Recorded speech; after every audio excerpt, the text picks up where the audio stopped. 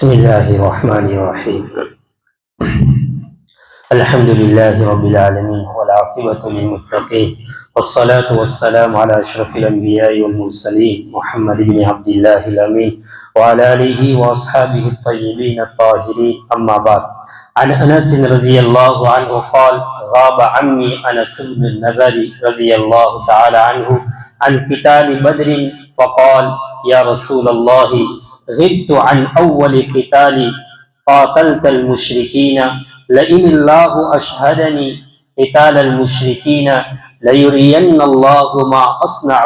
فلما كان يوم أحد انكشف المسلمون فقال: اللهم اعتذر إليك مما صنع هؤلاء، يعني أصحابه، وأبرأ إليك مما صنع هؤلاء، يعني المشركين. ثم تقدم فاستقبله سعد بن معاذ فقال: يا سعد بن معاذ، الجنة ورب النظر إني أجد ريحها من دون أحد. فقال سعد: فما استطعت يا رسول الله، ما صنع؟ قال أنس: فوجدنا به 87 ضربة بالسيف أو طعنة برمح أو رمية بسهم، وجدناه قد قتل ومثل به المشركون، فما عرفه أحد إلا أخته ببنانه. قال أنس: كنا نرى أو نظن أن هذه الآية نزلت فيه وفي أشباهه من المؤمنين رجال صدقوا ما عاهدوا الله عليه إلى آخرها. متفق عليه. یہ ایک روایت ہے. ہمارے سامنے جو ٹاپک اور جو عنوان جو بیان چل رہا ہے وہ مجاہدے کا ہے. اس روایت کو نقل کرنے والے حضرت انس رضی اللہ تعالی عنہ ہے. وہ اپنے چچا حضرت انس بن نضر رضی اللہ تعالی عنہ کا غزوہ بدر کے اندر میں شریک ہونے سے پیچھے رہ گئے تھے، اور پھر غزوہ احد میں جو واقعہ پیش آیا تو غزوہ احد کا واقعے کا ایک حصہ اور کچھ چیزیں، کچھ جھلک اس حدیث میں بیان کر رہے ہیں. میرے بھائیوں، اسلام صرف دعوے کا نام نہیں ہے. اسلام ہمیں صرف دعوے کا نام نہیں سکھاتا کہ صرف دعوے کرو، بلکہ اسلام نام ہے عمل، قربانی اور وفاداری کا نام. اسلام نام ہے عمل، قربانی اور وفاداری کا نام ہے. اس حدیث میں اسی طرح کا ایک قصہ ہے کہ صحابہ کرام رضوان اللہ تعالی علیہم اجمعین جب اللہ سے کسی چیز کا عہد کرتے تو اس کو سچ کر دکھلاتے، اس کو پورا کر کے دکھلاتے، اس کو نبھاتے. اسی طرح کا اس حدیث میں ایک واقعہ اور قصہ بیان کیا جا رہا ہے. حضرت انس رضی اللہ تعالیٰ عنہ فرماتے ہیں، میرے چچا حضرت انس بن نضر رضی اللہ تعالیٰ عنہ غزوہ بدر میں شریک ہونے سے پیچھے رہ گئے تھے. غزوہ بدر سن ہجری 2 میں پیش آئے، اور یہ اتفاقاً اچانک یہ غزوہ پیش آ گیا. نبی علیہ السلام کو پتا چلا کہ مشرکین مکہ کی ایک چھوٹی سی جماعت جو تقریباً 70 کے قریب تھے، جو ملک شام سے کچھ مال کما کر لے کر آ رہے تھے، اور اس مال کا جو نفع تھا اس کو مسلمانوں کے اوپر صحابہ کے دفاع اور صحابہ کے خلاف وہ لوگ استعمال کرنے والے تھے. نبی علیہ السلام کو جب اس کا علم ہوا تو اپنے صحابہ سے فرمایا کہ چلو ہم نکلتے ہیں اور ان کا تعاقب، ان کا پیچھا کرتے ہیں، ان کا تعاقب کرتے ہیں، ان کا پیچھا کرتے ہیں. نبی علیہ السلام نے کہا جتنے لوگ حاضر ہیں وہی نکل جاؤ. کچھ صحابہ نے آپ صلی اللہ علیہ وسلم سے اجازت مانگی کہ اللہ کے حبیب صلی اللہ علیہ وسلم ہم گھر جائے اور کچھ تلواریں، نیزے اور کچھ سواری لے کر آئے. فرمایا نہیں، جو کچھ ہے تم نکل جاؤ. تو فرماتے ہیں صرف 2 گھوڑے تھے صحابہ کے پاس، صرف 2 گھوڑے، چند تلواریں اور چند تیر تھے. اس میں بھی وہ تیر نیزے تھے، اس میں وہ تیر بھی نہیں تھے. بس وہ نکل گئے. جب نبی علیہ السلام صحابہ کو لے کر وہاں سے نکلے تو ان لوگوں کو علم ہو گیا کہ محمد اپنی کچھ ساتھیوں کو لے کر، اپنی جماعت کو لے کر ہمارا تعاقب کر رہے ہیں.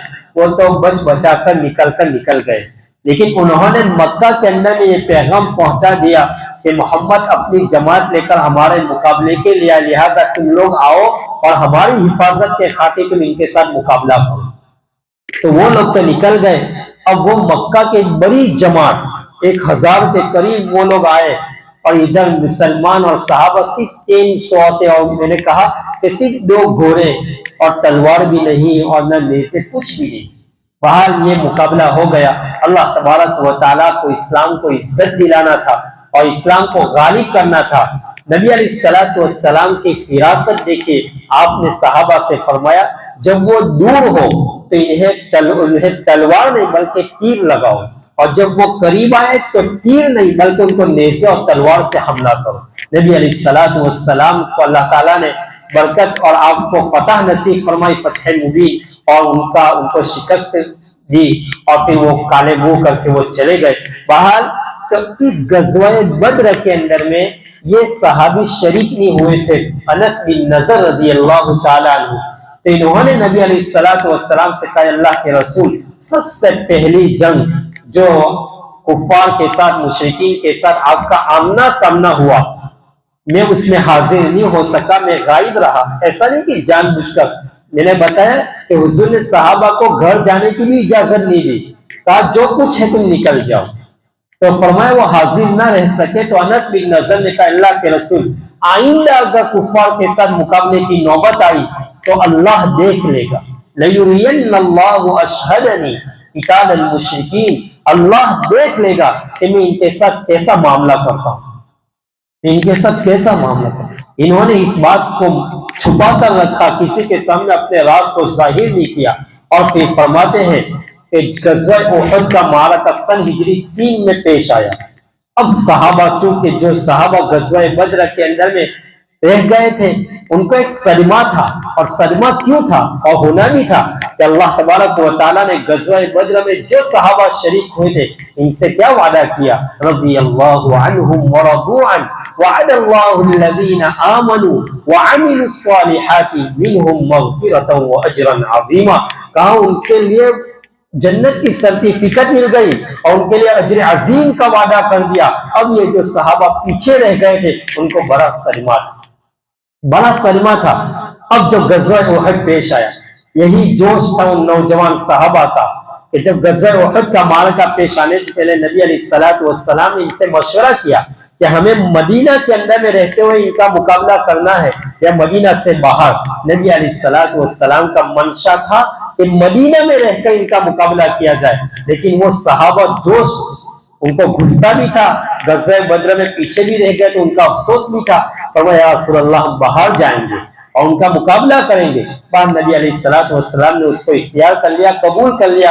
اب اللہ کے رسول صلی اللہ علیہ وسلم نے غزوہ احد پیش آنے سے پہلے، اس کے ساتھ مقابلہ کرنے سے پہلے اپنے ایک جماعت کو، وہ احد پہاڑ کے قریب اس طرف کی سمت میں ایک پہاڑ ہے، اللہ نے دیکھنے کا موقع بھی نصیب فرمایا، ہم سب کو بار بار وہاں کے حاضری نصیب فرمائے۔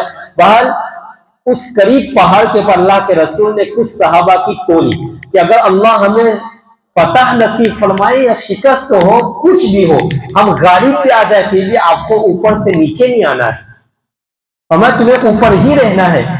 شروع میں اللہ تعالیٰ نے مسلمانوں کا پلہ بھاری کر دیا اور مسلمان غالب آ گئے۔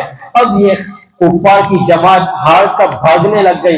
اب اوپر جو جماعت کی صحابہ کی، انہوں نے فرمایا کہ اب تو مسلمان جیت گئے، مسلمان کا پلہ بھاری ہو گیا، اب چلو ہمارا مقصد پورا ہو گیا۔ تو کچھ صحابہ نے کہا نہیں، اللہ کے حبیب علیہ السلام نے ہمیں منع فرمایا، کہا آپ کا مقصد صرف یہ تھا کہ بس ہم جیت جائے، وہاں تک آپ اوپر رہو، بس وہ مقصد پورا ہو گیا۔ وہ لوگ بھاگ گئے۔ خالد بن ولید رضی اللہ تعالیٰ عنہ اس جنگ میں تھے، اس وقت تو اسلام ایمان نہیں لائے تھے۔ انہوں نے دیکھا کہ پہاڑ کے اوپر کوئی نظر نہیں آتے، انہوں نے دوبارہ پیچھے سے آ کر مقابلہ کیا۔ اس وقت کا صحابہ کے اندر میں بہت سارے صحابہ شہید ہو گئے، 70 کے قریب صحابہ، اور اس وقت کا بڑے بڑے صحابہ بھی شہید ہو گئے۔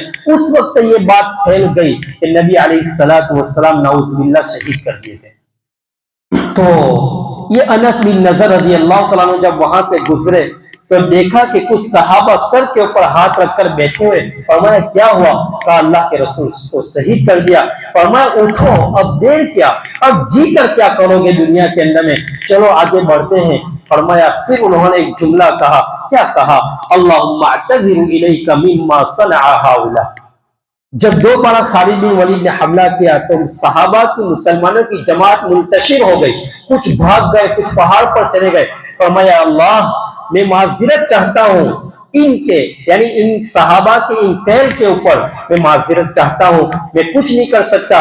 بس وہ آگے بڑھ گئے اور پھر لڑتے رہے. جب گئے تو بیچ کے اندر میں حضرت سعد بن معاذ رضی اللہ تعالیٰ عنہ کا آمنا سامنا ہو گیا. تو حضرت انس بن نضر نے فرمایا کہ سعد، اللہ کی قسم، رب کعبہ کی قسم کہ میں احد کے پیچھے سے جنت کی خوشبو کو محسوس کر رہا ہوں. فرمایا جنت کی خوشبو کو میں محسوس کر رہا ہوں. اور فرمایا کہ وہ لڑتے رہے. اور پھر انہوں نے آگے ایک جملہ اور کہا، وَأَبْرَوْ إِلَيْكَ مِمَّا صَنَعَ هَؤُلَاء. یا اللہ میں ان مشرکین سے بھی بری ہوں، یعنی یہ جو حضور تیرے نبی کے ساتھ جو لڑ رہے ہیں میں ان سے بھی برات ظاہر کرتا ہوں. اور وہ آگے بڑھتے رہے، لڑتے رہے. آگے فرماتے ہیں حضرت انس رضی اللہ تعالیٰ عنہ ان کے بھتیجے کہ جب جنگ کے اندر میں شہید کر دیے گئے، فرمایا ہم نے دیکھا کہ ان کے بدن مبارک کے اوپر 80 سے زیادہ تیر، تلوار اور نیزوں کے نشانات تھے. 80 سے زیادہ. اتنے پر بس نہیں کیا، ان کفار مشرکین نے حضرت انس بن نضر رضی اللہ تعالیٰ عنہ کا مسئلہ کیا. ان کے ناک، کان، آنکھ سب پھوڑ دیا، حتیٰ کہ شرمگاہ کو بھی انہوں نے کاٹ دیا تھا. یہ اسی کو فرمایا پہچانے نہیں گئے تھے، لیکن ان کے آنکھ یا ان کے انگلی کے اوپر کچھ تیر کا نشان تھا. ان کی بہن نے اسی کے ذریعے ان کو پہچانا کہ یہ میرا بھائی انس بن نضر رضی اللہ تعالیٰ. تو یہ صحابہ. تو اس حدیث سے ہمیں جو سبق ملا وہ سبق کیا ہے؟ وہ سبق یہ ہے کہ اسلام نام صرف دعوے کا نہیں ہے، اسلام نام ہے قربانی کا، اسلام نام ہے عمل کا، اور اسلام نام ہے وفاداری کا. ان صحابہ نے اللہ سے عہد کیا تھا کہ اللہ کے رسول لَيُرِيَنَّ اللَّهُ أَشْهَدَنِي قِتَالَ الْمُشْرِكِينَ لَيُرِيَنَّ اللَّهُ مَا أَصْنَعُ. کہ اللہ دیکھ لے گا کہ میں ان کے ساتھ کیا کرتا ہوں. فرمایا ایسے لوگوں کے بارے میں قرآن کریم کی آیت نازل ہوئی، مِنَ الْمُؤْمِنِينَ رِجَالٌ صَدَقُوا مَا عَاهَدُوا اللَّهَ عَلَيْهِ. کہ مومنین میں سے، لوگوں میں سے، مومنین میں سے کچھ ایسے ہیں کہ جنہوں نے اللہ سے وعدہ کیا، عہد کیا، اس کو سچ کر دکھلایا، اس کو پورا کر کے دکھلایا. یہ آیت، یہ حدیث یہی ہے کہ انسان اپنے وعدے میں سچا ہو. انسان جو قربانی جو پیش کرے، جو عمل اللہ کے درگاہ میں، بارگاہ میں پیش کرے، اس کی نظر مانے، فرمایا اس کو سچ کر دکھلائے، اس کو پورا کر کے دکھلائے. انسان، یہ حدیث ہمیں سبق دیتی ہے کہ کوئی بھی چیز مجاہدے کے بغیر حاصل نہیں ہو سکتی. مجاہدہ آپ کو کرنا پڑے گا، محنت کرنی پڑے گی، آپ کو عمل صالحہ کے لیے اپنے آپ کو کھڑا کرنا پڑے گا، اس کے لیے کوشش کرنی پڑے گی. بال آگے بھی روایت ہے، بال اس کو آئندہ ہم پڑھیں گے. اللہ تبارک و تعالی ہمیں ان کہیں سنی باتوں کے اوپر عمل کرنے کی توفیق نصیب فرمائے. انہی صحابہ کے نقش قدم پر ہمیں چلنے کی توفیق نصیب فرمائے، اور آخرت میں ہمیں انہی کے زمرے میں ہمارا شمار فرمائے. وآخر دعوانا ان الحمد للہ رب العالمین. بسم الله الرحمن الرحيم. اللهم لك الحمد كله ولك الشكر كله ولك الخلق كله بيدك الأمر كله إنك على كل شيء قدير. اللهم لا أحصي ثناء عليك أنت كما أثنيت على نفسك. اللهم صل وسلم على سيدنا محمد وعلى آل سيدنا محمد وبارك وسلم. اے اللہ ہمارے گناہوں کو معاف فرما، خطاؤں سے درگزر فرما، سیئات کو حسنات سے بدل فرما. اے اللہ ہماری کوتاہیوں کو، لغزشوں کو معاف فرما، ہماری حسنات کو قبول فرما. ہمیں اپنے نیک، صالح، وفادار، متقی بندوں میں ہمارا شمار فرما دیجئے. اللہ ہمیں اپنا پرہیزگار بندوں میں ہمارا شمار فرما دیجئے. ہمیں متقی بنا دیجئے، پرہیزگار بنا دیجئے. آنے والے ان مہینوں، ان بابرکت مہینوں میں ہمیں خوب عبادت کرنے کی توفیق نصیب فرما دیجئے. اللہ ان کی قدر دانے کی توفیق نصیب فرما دیجئے. اسلام کا بول بالا فرما، اسلام کو عزت عطا فرما. اللہ باطل طاقتوں کو پسپا کر دیجئے، ان کو ملیہ میٹ کر دیجئے. اللہ فلسطین، غزہ، ملک شام، तमाम और जहां जहां मुसलमान परेशान है अल्लाह सबकी परेशानियों को ख़त्म फरमा दीजिए, सबकी परेशानियों को ख़त्म फरमा दीजिए। हमारे मदारिस की, मसाजिद की, खानकाहों की, दावत व तबलीग की हिफाजत फरमा दीजिए। जो हमारे अकाबीर है अल्लाह उनके उम्र में बरकतें नसीब फरमा, हम सब के उम्र में बरकतें नसीब फरमा, अमल सालिहा करने की तौफीक नसीब फरमा। अल्लाह इस मजलिस में तेरा जो बंदा आ जाए अल्लाह किसी को खाली हाथ वापस मत लौटाइए, सबको कबूल फरमा लीजिए, सबको नवाज दीजिए, सबकी बिगड़ी हुई को बना दीजिए, हम सबकी कामिल मुकम्मल अकमल मगफिरत फरमा दीजिए। हमें अपना महबूब बंदा बना लीजिए और महबूब बंदों में हमारा शुमार फरमा दीजिए। मरते दम तक अल्लाह शरीयत और सुन्नत के मुताबिक जिंदगी गुजारने वाले बना दीजिए। वसल्लल्लाहु तआला अला खैरि खल्किही मुहम्मदिन व आलिही व अस्हाबिही अजमाइन बिरहमतिह।